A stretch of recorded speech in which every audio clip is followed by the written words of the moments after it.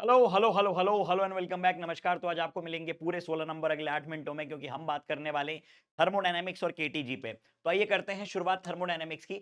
सबसे पहली बात दिमाग में डाल लीजिए कि फिजिक्स में थर्मोडायनेमिक्स की जब हम बात करते हैं तो हमारा फोकस होता है सिस्टम पे, और हमारी जितनी भी प्रायोरिटीज होती है वो सिस्टम के बेसिस पे होती है। मतलब अगर मैं साइन कन्वेंशन की बात करूं तो यदि हम सिस्टम को हीट दे रहे हैं, जैसा कि मैंने यहां पे लिखा है क्यू इन, इसको आप लेंगे पॉजिटिव। यदि सिस्टम हीट रिजेक्ट करता है, हीट आउट, इसको आप लेंगे नेगेटिव। आप सिस्टम पे काम कर रहे हैं, सिस्टम का वॉल्यूम घटेगा, ये होगा नेगेटिव वर्क। सिस्टम काम कर रहा है, work done by the system, this is going to be positive. सबसे बेसिक लॉ ऑफ थर्मोडायनेमिक्स जो कि होता है जीरोथ लॉ ऑफ थर्मोडायनेमिक्स, जो ये कहता है कि अगर दो बॉडीज इंडिविजुअली थर्मल इक्विलिब्रियम में किसी तीसरी बॉडी से, तो ये तीनों आपस में थर्मल इक्विलिब्रियम में, मतलब ये मेरा भाई और वो भी मेरा भाई, तो हम तीनों आपस में भाई भाई। बात समझे? अब बात करते हैं जीरोथ लॉ ऑफ थर्मोडायनेमिक्स की, जो बड़ी सीधी सी बात करता है, एनर्जी कंजर्वेशन है ये, कि यदि आपने किसी सिस्टम को एनर्जी दी है, हीट दी है, तो वो दो कामों में जाती है। पहली, इंटरनल एनर्जी रेज करने में, और दूसरी, उस पर वर्क करने में। आप कुछ इस तरह से समझें कि अगर आप एक सीट पे बैठे हैं, एक लोहे की चेयर पे बैठे, मैं नीचे से आग लगा दूं तो पहले आपको गर्मी फील होगी और उसके बाद आप उछलेंगे। मतलब आपने हीट दी है तो पहले आपकी इंटरनल एनर्जी बढ़ेगी, यानी टेम्परेचर बढ़ेगा, और उसके बाद होगा वर्क डन। इसीलिए इंटरनल एनर्जी हमेशा होती है कांस्टेंट वॉल्यूम पे। दिमाग में डालना बात, Q equal to n CP delta T और U equal to n CV delta T. 5 बार बोलो मेरे साथ, U equal to n CV delta T, always रट लो, अभी से बात काम की बात है। चलिए, वर्क डन की बात करें तो हम मूविंग बाउंड्री वर्क डन की बात कर रहे हैं, जो होता है P डेल्टा V, और अलग अलग प्रोसेस के लिए भी आपको मैं वर्क डन बताऊंगा।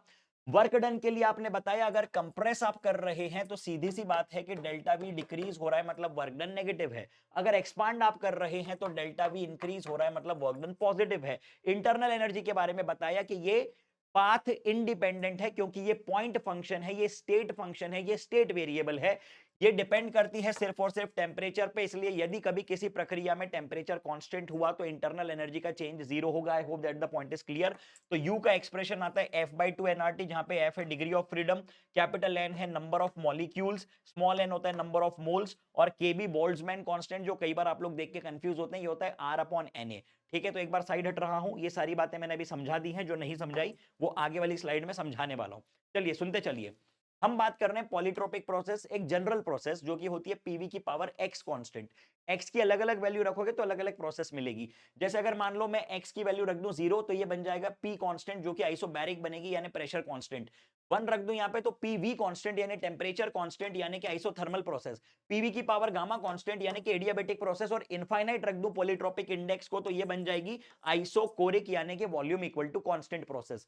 ये चारों के ग्राफ मैंने रिप्रेजेंट किए। यहां पे से आपको एक बात पता होनी चाहिए कि आइसोथर्मल का स्लोप एडियाबेटिक से कम होता है, यानी एडियाबेटिक का ज्यादा होता है, और वो होता है gamma times of the slope of isothermal. और यहीं से हर बार मैं एक बात बताता हूं कि bulk modulus of adiabatic process is gamma times the bulk modulus of isothermal.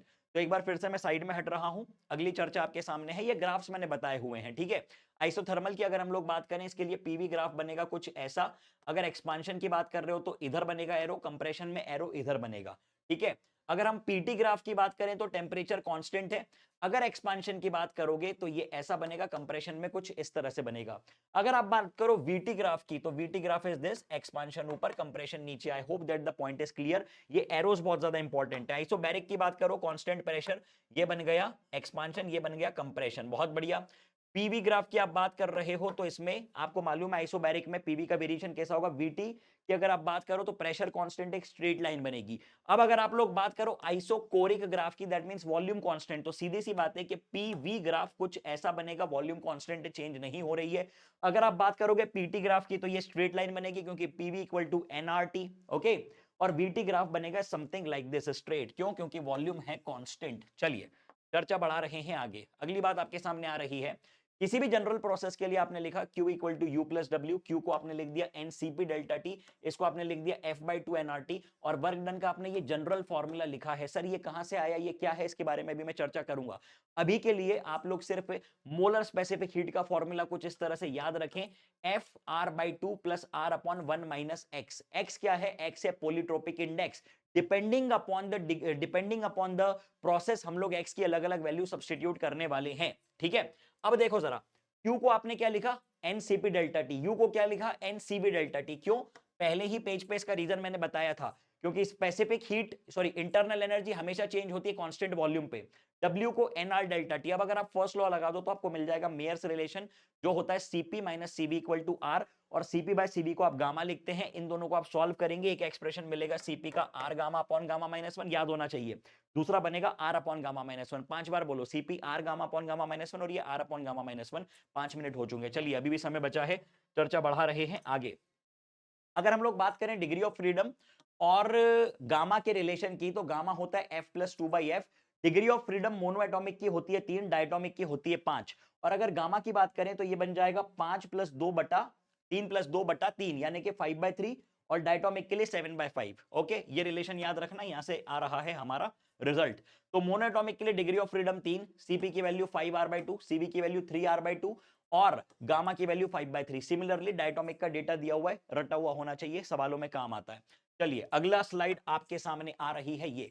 अब देखो, आपको सारे फॉर्मूले वर्क डन के याद हैं कुछ इस तरह से। आइसोथर्मल का अगर मैं पूछता हूं तो आप बोलते हो P1 V1 ln V2 by V1, यही बोलते हो, या तो P2 V2 ln V2 by V1, या तो nRT ln V2 by V1, आप यही फॉर्मूले बोलते हो। एडियाबेटिक का पूछता हूं तो आप लोग कहते हो P1 V1 minus P2 V2 upon 1 minus gamma. लेकिन अगर मैं बोलूं कि यही फॉर्मूला डिग्री ऑफ फ्रीडम के फॉर्म में बताओ, तो लोग कंफ्यूज हो जाते हैं। कुछ भी नहीं, गामा को आप लिखते हो F प्लस 2/F, तो F को लिख दोगे 2 अपॉन 1 माइनस गामा। तो मैंने क्या किया है, यहां पे PV P1 V1 minus P2 V2 upon gamma minus 1 था, मैंने रिप्लेस कर दिया डिग्री ऑफ फ्रीडम से। तो ये सेम फॉर्मूला एडियाबेटिक का वर्क डन मुझको मिल गया है डिग्री ऑफ फ्रीडम के टर्म्स में। इंपॉर्टेंट बात है, ठीक है। सिमिलरली हमने ये लिखा हुआ है किसका फॉर्मूला, आइसोथर्मल का। आइसोथर्मल में टेम्परेचर कांस्टेंट है, इसलिए चेंज इन इंटरनल एनर्जी आती है 0। एडियाबेटिक में आपने कोई हीट नहीं दी है, डेल्टा क्यू 0 है, इसलिए आप लिखेंगे delta U equal to minus delta W. बहुत बढ़िया।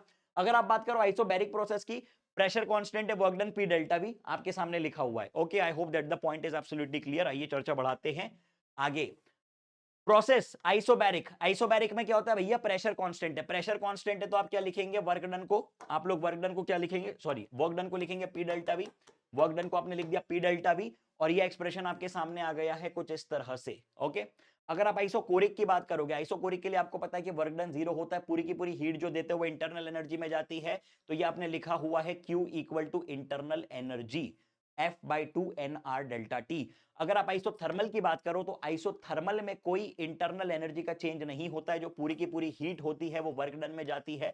जो पूरी की पूरी हीट है, रिपीट, वो वर्क डन में जाती है, और वो फॉर्मूला आपके सामने लिखा हुआ है nRT ln V2 by V1। अगर आप एडियाबेटिक की बात करो, एडियाबेटिक के लिए Q की वैल्यू 0 है। चलिए चर्चा बढ़ाते हैं आगे। बॉयल्स लॉ क्या कहता है, बॉयल्स लॉ कहता है कि भैया अगर टेम्परेचर कांस्टेंट है तो V inversely proportional to P है, यानी P1 V1 equal to P2 V2 है। चार्ल्स लॉ क्या कहता है कि अगर अगर M और P कांस्टेंट है तो वॉल्यूम प्रोपोर्शनल टू टेम्परेचर है, यानी V by T का रेशियो कांस्टेंट है। बहुत बढ़िया, बहुत शानदार। ये ल्यूसेक लॉ क्या कहता है कि अगर M और V कांस्टेंट है तो P प्रोपोर्शनल टू T है, यानी P1 by P2 equal to T1 by T2। बहुत बढ़िया, बहुत शानदार। एवोगैड्रो लॉ क्या कहता है, वो कहता है अगर P, V और T को आपने सेम रखा है, कांस्टेंट रखा है, तो नंबर ऑफ मॉलिक्यूल सेम होने वाले हैं। बहुत बढ़िया, बहुत शानदार, लगा दिया स्टार हमने। यानी कि आप लिख सकते हैं V1 by N1 equal to V2 by N2। Graham's law क्या कहता है कि अगर P और T कांस्टेंट रखे हुए हैं तो rate of diffusion inversely proportional है रूट ओवर डेंसिटी के, आपने लिख दिया रो। ठीक है, इतनी बात। Dalton's law of partial pressure कहता है कि किसी भी कंटेनर में जो टोटल प्रेशर है वो सभी पार्शियल प्रेशर्स का सम है, ये लिखा हुआ है इधर। बहुत बढ़िया, बहुत शानदार। चलिए चर्चा बढ़ा रहे हैं आगे। आइडियल गैस इक्वेशन, ये सभी लॉस को हमने कंबाइन कर दिया। पीवी इक्वल टू एनआरटी केबी, जिसकी की मैं बात कर रहा था, बोल्ट्जमैन कांस्टेंट, जो कि होता है आर डिवाइडेड बाई एनए। ये सभी कांस्टेंट्स, ये सभी वैल्यूज आपको पता होनी चाहिए कौन क्या रिप्रेजेंट कर रहा है। आप अगर प्रेशर की बात करो तो प्रेशर को आप रिप्रेजेंट करते हैं 1/3 mn divided by v into V square. ये क्या है, ये आपके सामने देके रखी है root mean square velocity, sorry not root mean square velocity, mean square velocity. Okay, pressure का जनरल फॉर्मूला आपको याद रखना है ये 1/3 nm v स्क्वायर। खेल खत्म। n क्या है, नंबर डेंसिटी। n क्या है, नंबर डेंसिटी, यानी number of molecules per unit volume, number of molecules per unit volume. बहुत बढ़िया। ये VRMS का एक्सप्रेशन है। आप लोग एक डब्बा बनाओ और उसमें जितने ये फॉर्मूले आ रहे हैं, VRMS, V average, V most probable, ये तीन आपको याद होने चाहिए। VRMS, V average, V most probable. इसको याद रखने का एक तरीका बताता हूं, RAM, राम याद रखो, इस सीक्वेंस में आपको याद रहेगा। ठीक है, √3 का फैक्टर आ रहा है, √8/π का फैक्टर आ रहा है, और √2 का फैक्टर आ रहा है। रट के रखना, इंपॉर्टेंट बात है। चलिए चर्चा बढ़ा रहे हैं आगे। मीन फ्री पाथ की अगर हम लोग बात करें तो मीन फ्री पाथ जो होता है ये आपको पता होना चाहिए, इनवर्सली प्रोपोर्शनल है डी स्क्वायर के। डी क्या है, डायमीटर ऑफ द मॉलिक्यूल है। एन क्या है, नंबर डेंसिटी है। Okay, gamma CP by CV इसकी चर्चा कर चुके हैं। CP minus CV equal to R, Mayer relation, इसकी चर्चा भी हम लोग कर चुके हैं। अगर आप एक मिक्सचर की बात करो जिसमें एक से अधिक गैसेस हैं तो सीवी ऑफ द मिक्सचर बन जाएगा N1 CV1 plus N2 C2 CV2 upon N1 plus N2। इसी तरह से सीपी मिक्सचर का बन जाएगा N1 CP1 plus N2 CP2 upon N1 plus N2। और गामा मिक्सचर जो होगा, यहां पे लिख देता हूं मैं, गामा मिक्सचर जो होगा, गामा मिक्सचर जो होगा वो होगा CP mixture divided by CV mixture, CP mixture divided by CV mixture. Okay, so I hope that the point is clear. Thank you. अगर पसंद आया हो तो दिल बना देना और अगले टॉपिक का नाम लिख देना क्या चाहिए।